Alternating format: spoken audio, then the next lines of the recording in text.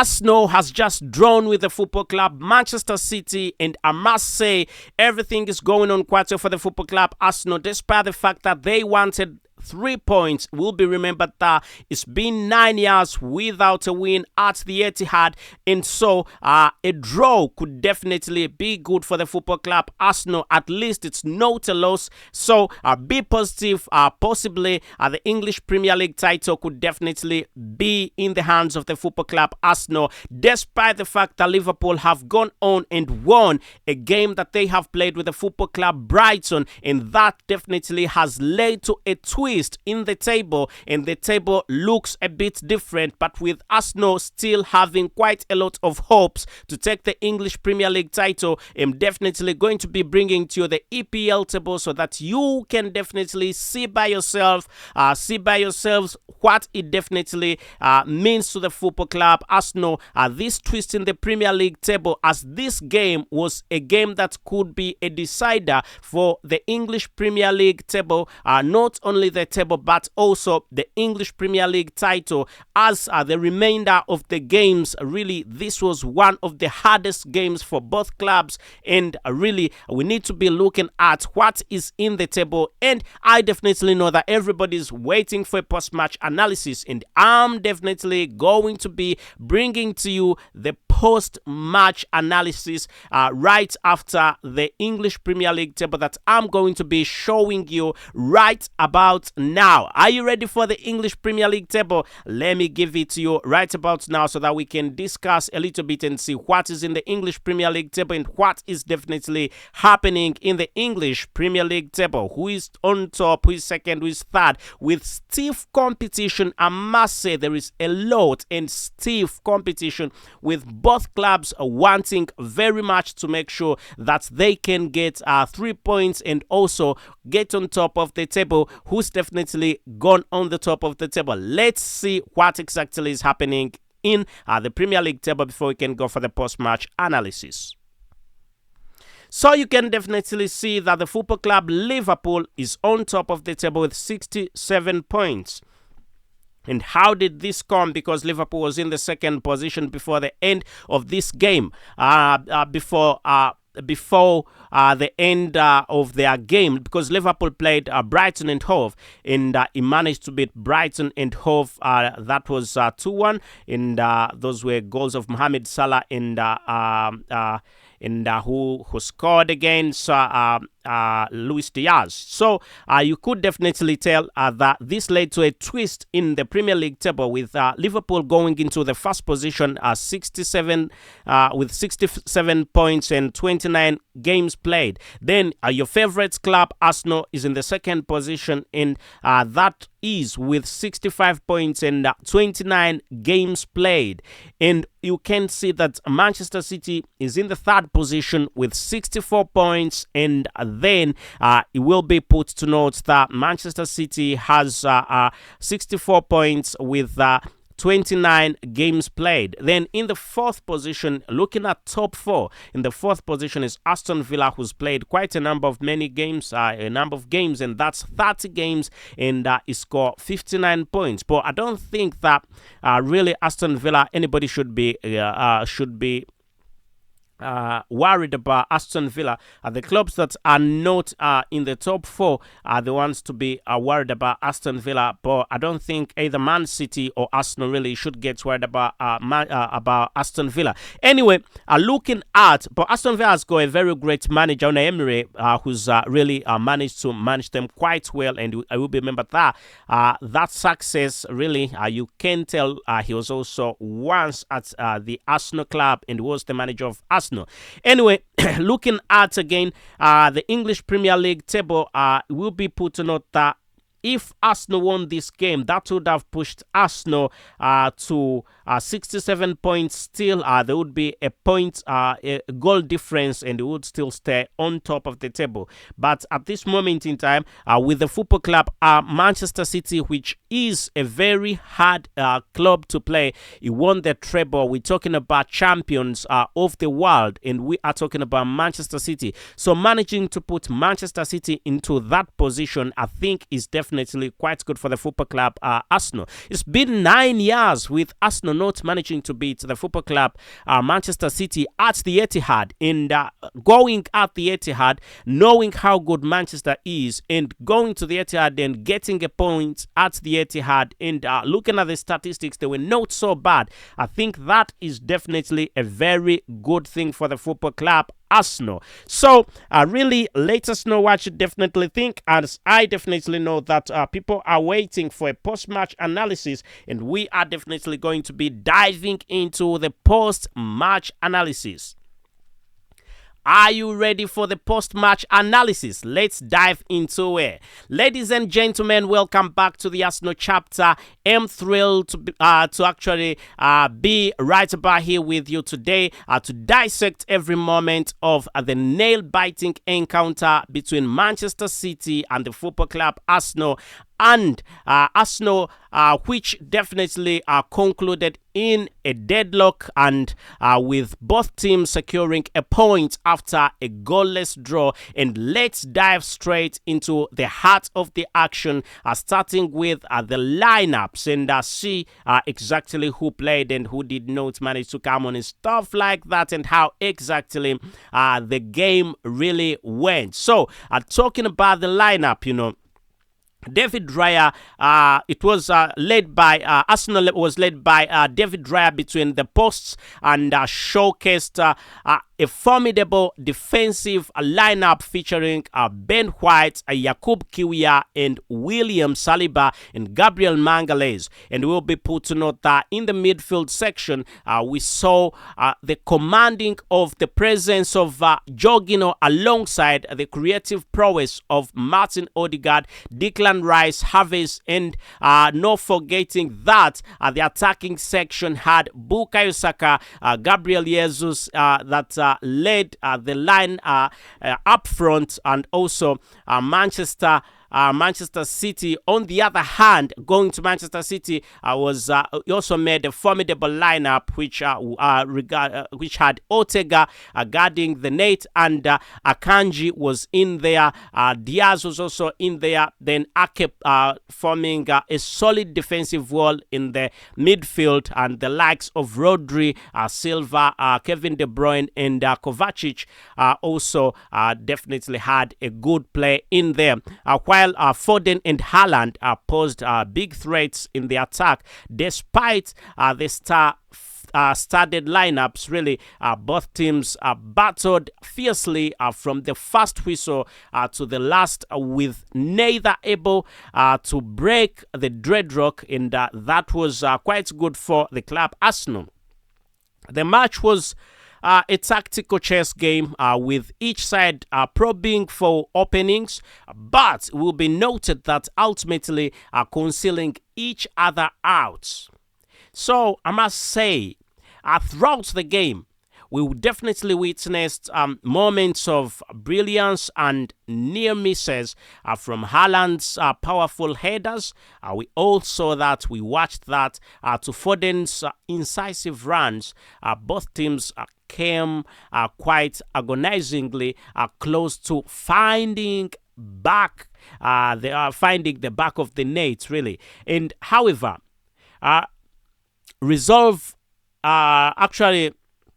resolute defending and impressive goalkeeping kept the scoreline level. As the final whistle blew, I will be noted that it was clear that both teams had given their all on the pitch despite the lack of the goals, because we saw all the clubs really trying their level best. The intensity and the drama of the match kept us on the edge of our seats until the very last end. It was an action-packed game. So we definitely have to say that while the result may not have been what either team had really hoped for, both Manchester City and the football club Arsenal can take pride for their performances, and it was a hard-fought battle between two top Premier League clubs, two top teams, and the point earned will be a crucial one as the season progresses. Absolutely, I think it's going to be a very wonderful wonderful one. Absolutely. Now, let's dive into a detailed analysis of the match. We're going to be looking at a much more detailed analysis of the match. So, let's get going. So, the clash between Manchester City and Arsenal was really highly anticipated, which fans really eagerly are waiting a display of skill, strategy for both sides. Arsenal are led by the current manager, the one and only Mikel Arteta, entered the game with a focused defensive mindset, and that is one of the reasons as to why Arsenal really did not manage to score, because what was at the back of the mind was a defensive mindset, and a very focused one. Goalkeeper David Raya showcased his expertise by making crucial saves throughout the match, and you could see how good David Raya was, and not bringing in Aaron Ramsdale, I think, was something good. The defensive line consisting of Yakub Kiwior, William Saliba, Ben White, and Gabriel exhibited resilience and cohesion, frustrating Manchester City's attacking efforts because they tried very many times and they failed. In the midfield, Arsenal's Jorginho, Martin Odegaard, and Declan Rice, plus Havertz and Saka, worked tirelessly to maintain possession and launch counter-attacks, which we definitely saw and enjoyed, and we were like, wow, it's very wonderful to watch Arsenal play like this. Jorginho's leadership was evident as he marshaled the midfield, while Martin Odegaard's creativity provided sparks of brilliancy. And not forgetting that Declan Rice and Kai Havertz displayed grit and determination, while Bukayo Saka's pace and dribbling troubled the Manchester City defenses quite a lot. And you could tell that up front, Gabriel Jesus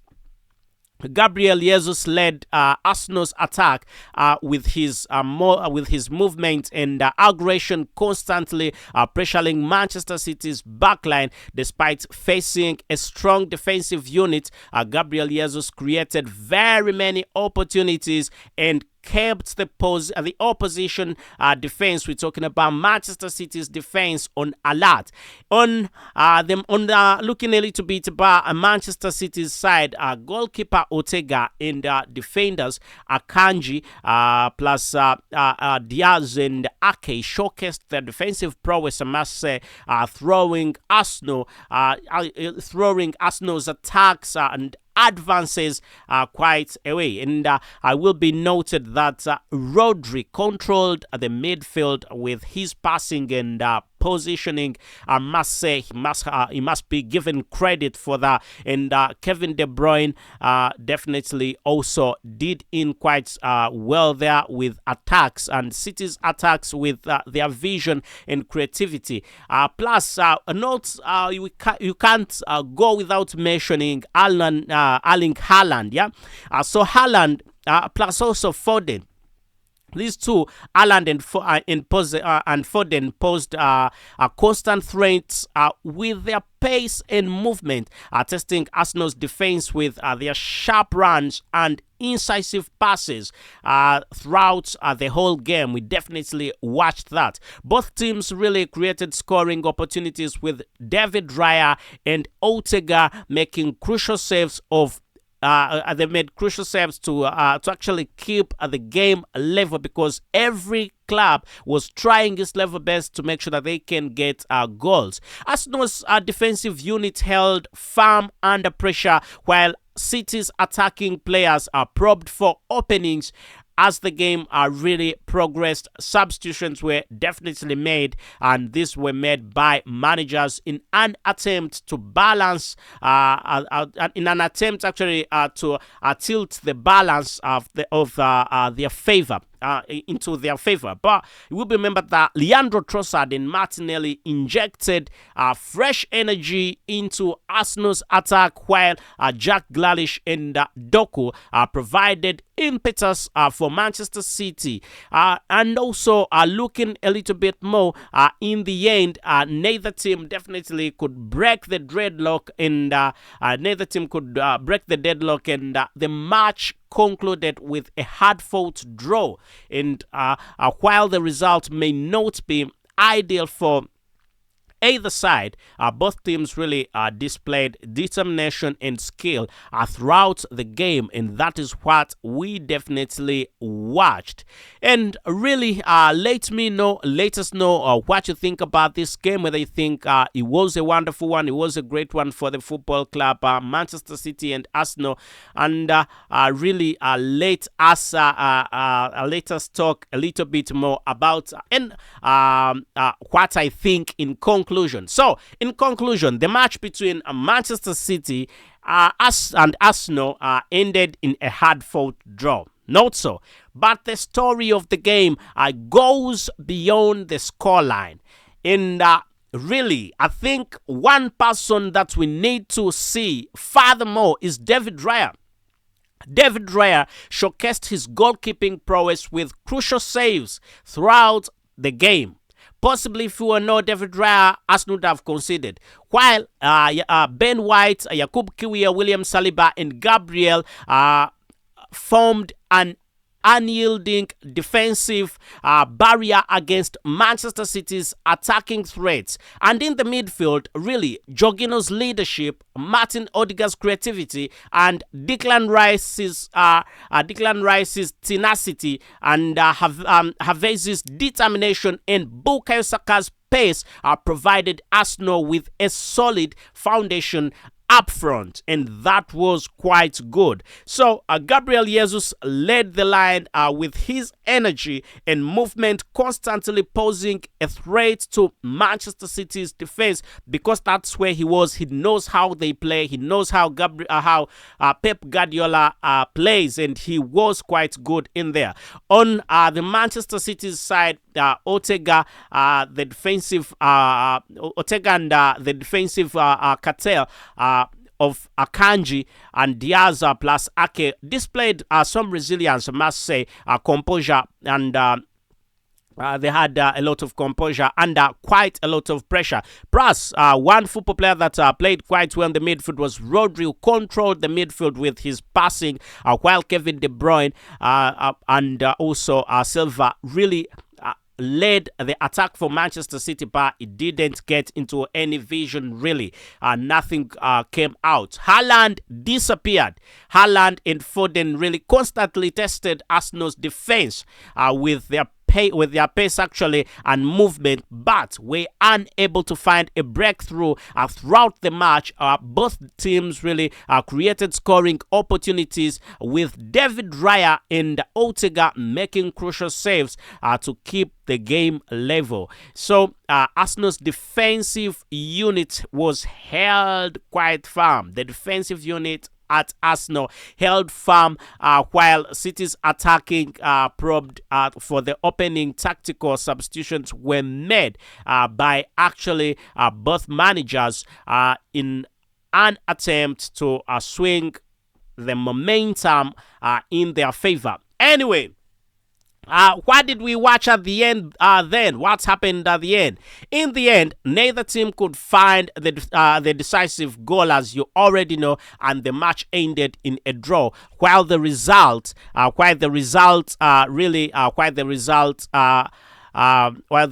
may not have been what either side hoped for, both teams can take pride in their performances. It was a game filled with intensity, drama, and moments of individual brilliancy, showcasing the resiliency and determination of both squads. So definitely that was very, very wonderful. And that was quite great.